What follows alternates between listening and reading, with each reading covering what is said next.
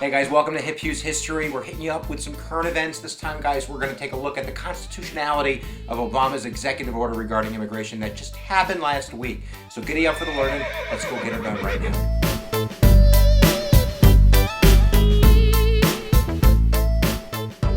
All right, let's take a look at the executive order first and what it details. President Obama basically changed the way that we're going to enforce the law. There's about an estimated 11 million illegal immigrants in the United States, and about 5 million of them are now eligible to basically avoid deportation. So what are the two groups? The first group would be parents of citizens. So if your child is a citizen and you've been here since, I think it's January 2010, then you are eligible for this program. The other one would be children that arrived under the age of 16 that have been here since January 2010. Those are the two groups that comprise about 5 million, 40% of that 11 million illegal immigration population. Now, they wouldn't just automatically be guarded from being deported. They would have to register with the government, they would have to pay taxes, and they would have to pass a criminal background check. And if they could check off those three boxes, then they're not going to be deported. It's also important to make the point that that's all this entails. They're not citizens at that point. They do not have a legal right to vote. They do not have a legal right to participate in Obamacare, to collect unemployment insurance, or to partake in many of the other luxuries that U.S. citizens enjoy. So let's take a look at the arguments for and against the constitutionality of this executive order.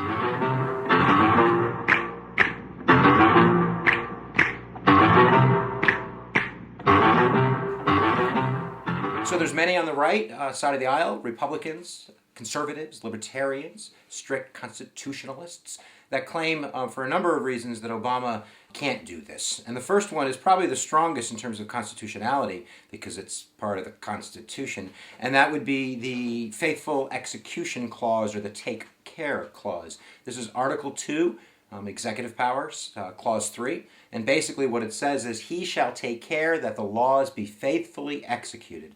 And what the right is claiming, Republicans are claiming, is that the president is ignoring the law, that he's looking the other way. They even point to his own words, where in 2011, Obama said something to the effect of, this notion that somehow I can just change the laws unilaterally is not true. The fact of the matter is that there's laws on the books and I have to enforce them. So that's argument number one, because it comes from the Constitution. They're claiming that he is not faithfully executing the law. The other arguments are probably not as strong constitutionality-wise, but they should be made anyway. The first one would be the basic principle of democracy. We just had an election, midterm elections, and the Republicans trounced. They did very well. They picked up seats both in the House of Representatives, and now they control the Senate. They control 2/3 of the government.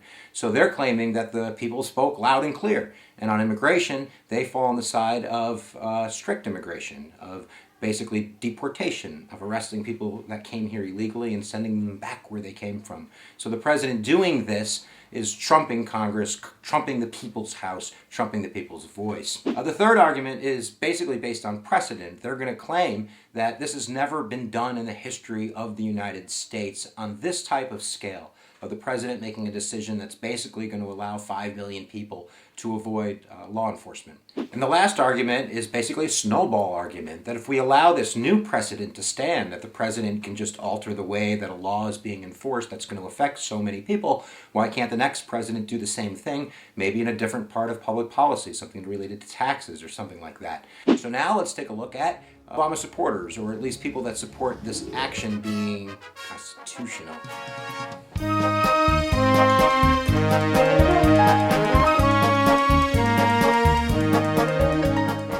In terms of people who support the president's action, maybe not the content of the actions, but we're talking about the constitutionality of his actions, they're going to point to the faithful execution clause and saying that he is doing it. That, look, Congress has not allocated enough money to deport all of the illegal immigrants. Therefore, what the president's doing is he's, executing the law as faithfully as he can by focusing on criminals, people that are dangerous, people that we need to get out. So the argument that he is doing this without, faith, that he's doing this in a way with malice, is ludicrous on its surface, they would say. They would also say that never in the history of the Republic has any president ever been found to be acting unconstitutionally when it comes to Article 2, Clause 3. The faithful execution clause has never been used or ruled on by the Supreme Court, so they say that Obama passes this test. Number two, in terms of precedent, and this is probably their strongest argument, is that all presidents, or at least most presidents, have issued executive actions, executive orders, or sometimes even press conferences that have fundamentally changed the way that immigration works. There's a long list, but it really starts with Herbert Hoover. Herbert Hoover basically changed immigration law at a press conference. This was the height of the Great Depression, and him probably coming to the conclusion that these illegal immigrants are taking American jobs. So we're really talking about probably European immigration at this point. But he basically stated unilaterally that we weren't going to take anybody that couldn't stand on their own 2 feet. This cut immigration almost overnight by 90%. That wasn't reversed until FDR took another action, issued an executive order, which basically not only allowed many Jews to come here who were trying to get out of the Holocaust, but it also allowed people that had extended illegal visas to stay. So he basically did the same type of thing in terms of telling the immigration authority that we're not going to enforce the law when it came to visas.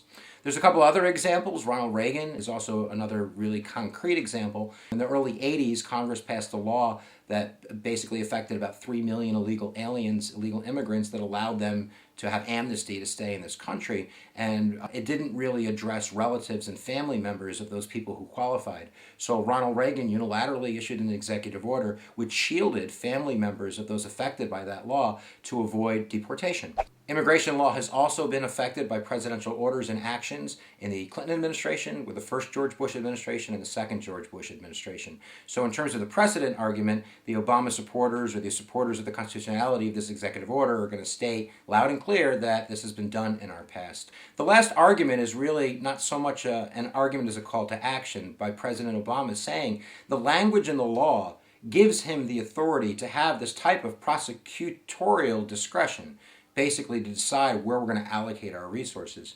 If Congress doesn't like that, Congress could pass a new law with stricter language or pass altogether a new immigration law. And then we wouldn't have to worry about the constitutionality of President Obama's actions when it comes to immigration. And of course, that happening is probably a pretty far-fetched idea because, of course, President Obama would have to sign that law. And without doing so, getting 2/3 of Congress to do anything, I think, is impossible. So guys, let's wrap it up. Wrap it up! Mr. Trouble never hangs around when he hears. So this video was never meant to be about the content of the actual policy. Maybe that's a different video in terms of what our immigration policy should be in terms of illegal immigrants, open immigration, closed immigration, and all that jazz. We really just wanted to concentrate on the constitutionality of President Obama's actions, his presidential order. So what do you guys think? Why don't you leave it down below? Is the president acting within the bounds of constitutionality, or has he overstepped those bounds? And if he has overstepped those bounds, what should be the consequences of doing so?